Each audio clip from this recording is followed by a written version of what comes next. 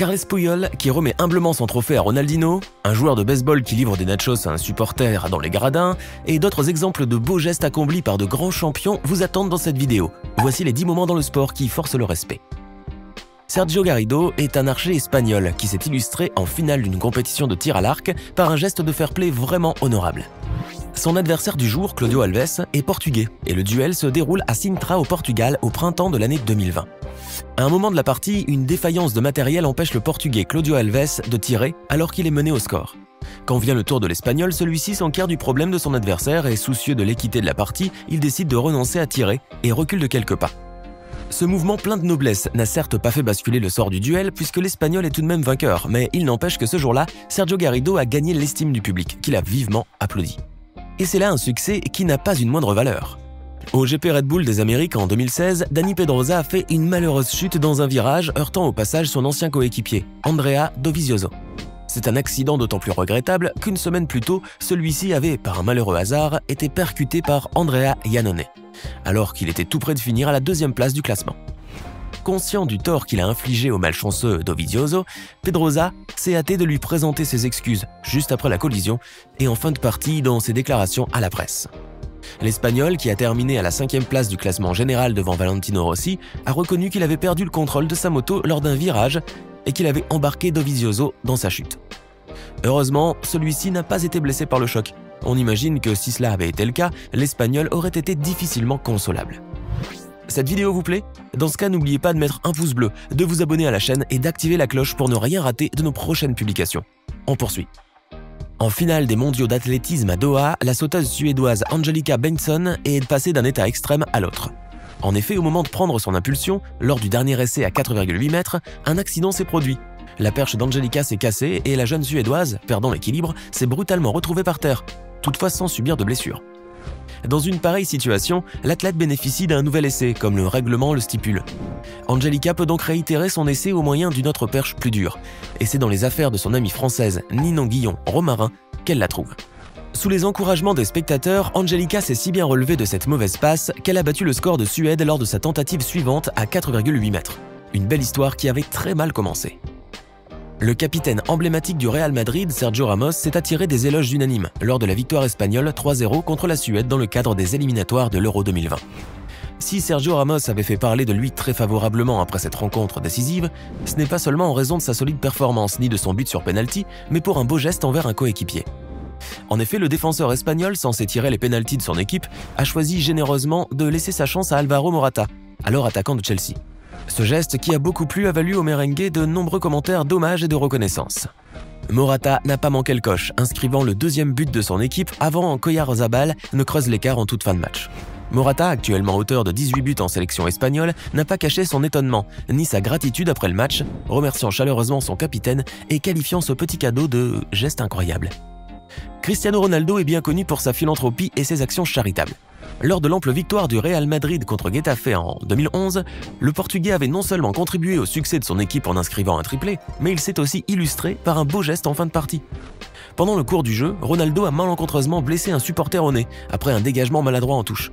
Pour s'excuser de son geste, le quintuple Ballon d'Or s'est aussitôt dirigé vers les tribunes, après le coup de sifflet final, afin de lui remettre son maillot. Ce geste n'a pas été conseillé par un membre du staff en vue de rehausser l'image du joueur. C'est une action désintéressée, qui s'ajoute à toutes celles qui font de lui l'un des sportifs les plus généreux du monde.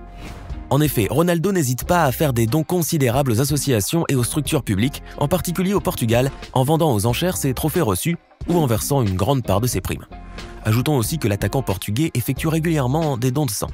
En août 2010, à l'occasion du 45e trophée de Hans Gamper, le Barça était opposé au Milan AC dans l'antre du Camp Nou.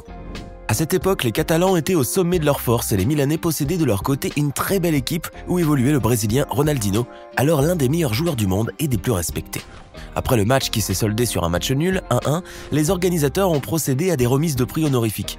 Après Ambrosini, venait le tour de Carles Puyol, légende vivante du Barça, pour se voir décerner le trophée. Mais le capitaine avait déjà une autre idée en tête, puisqu'à peine la récompense en main, il adressa des signes de l'autre côté du terrain en direction de Ronaldinho, son ancien coéquipier. Celui-ci le rejoint et après une accolade, il se voit offrir le trophée symbolique.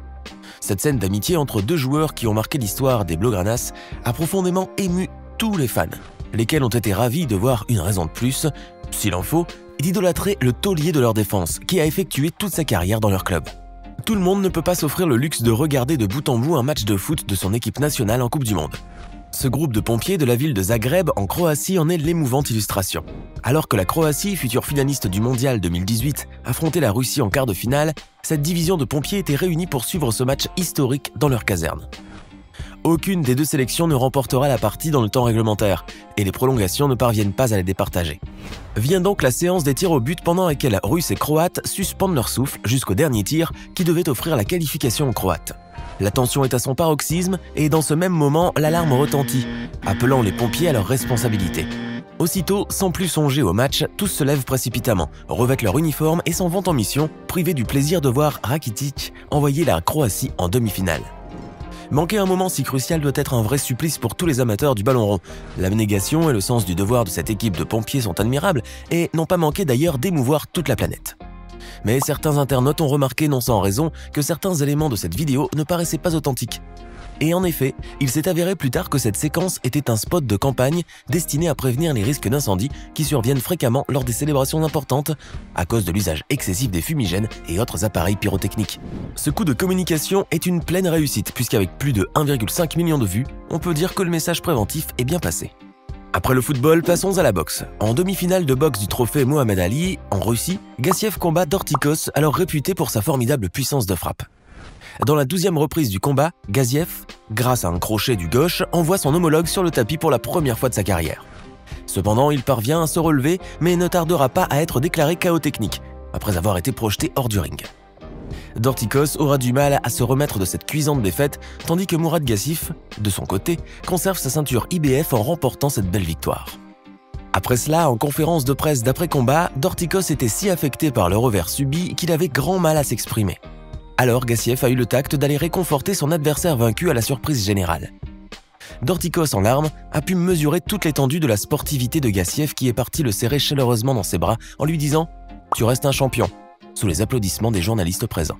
Enfin, Gassiev n'a pas hésité à rendre hommage une nouvelle fois à son adversaire et de manière superlative en déclarant à la presse « Dorticos est un grand combattant, un grand champion, une forte poigne, un vrai guerrier ».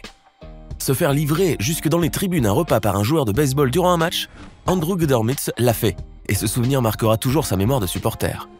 Alors que le joueur des Chicago Cubs, Addison Russell, poursuivait la balle de baseball projetée dans les airs en direction des tribunes, il finit malencontreusement sa course au milieu des fans, renversant au passage le plateau de nachos que tenait le supporter Andrew Gudermitz.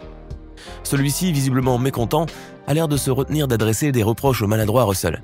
Mais quelques instants plus tard, le même joueur rattrape sa bévue et fait une action louable, drôle et pleine d'humilité. Une nouvelle assiette de nachos à la main, il se dirige vers Andrew et lui offre le repas dont il l'a privé plus tôt. À ce moment, l'hilarité est générale, tout le monde s'en amuse et applaudit, et Andrew est stupéfait de ce dédommagement inattendu. Il serre dignement la main du joueur et prend un selfie avec lui. Et devinez, il a rapidement publié cette joyeuse photo sur Twitter en s'appelant lui-même The Natchoman. Paul Poirier et Piper Giles patinent ensemble depuis 2011 et tous les deux forment un couple aussi charmant que brillant. S'ils n'ont jamais remporté de championnat, ils ont néanmoins été 2 fois vice-champions du Canada en 2013 et en 2015 et vice-champions des 4 continents en 2014. En 2020, Paul Poirier et Piper Giles devaient réaliser leur épreuve de patinage artistique à Montréal dans le cadre des championnats canadiens. Seulement, cette performance a été entachée par un incident qu'on voit rarement et qui aurait pu compromettre le classement final des deux partenaires sans leur détermination, leur lucidité et leur expérience. Pendant que Paul et Piper effectuaient leurs gracieux mouvements, les cheveux de la Canadienne se sont coincés à un bouton du costume de Paul Poirier et il a fallu quelques secondes à celui-ci pour libérer la chevelure de sa partenaire. Si cet accroc n'a pas empêché les deux patineurs de terminer le programme avec plus de points que leurs concurrents, il a néanmoins été la cause d'une réelle frayeur pour le duo qui n'a jamais fait face à un tel incident. Giles a déclaré plus tard qu'elle s'était sentie ridicule durant tout le programme et qu'elle avait hésité à abandonner la partie. La Canadienne a avoué d'ailleurs n'avoir maîtrisé aucun de ses mouvements durant ces troublantes secondes et qu'elle s'était laissée aller au gré des pas improvisés et machinaux. Mais ce qu'il faut vraiment saluer, c'est que la prouesse des deux protagonistes était si brillante par la suite que ce petit problème a été très vite oublié, et cela commande le respect. D'autant plus que Piper Giles s'est vaillamment remise, quelques années plus tôt, de multiples fractures et d'un déchirement ligamentaire. Elle fait partie aujourd'hui des meilleures patineuses de son pays.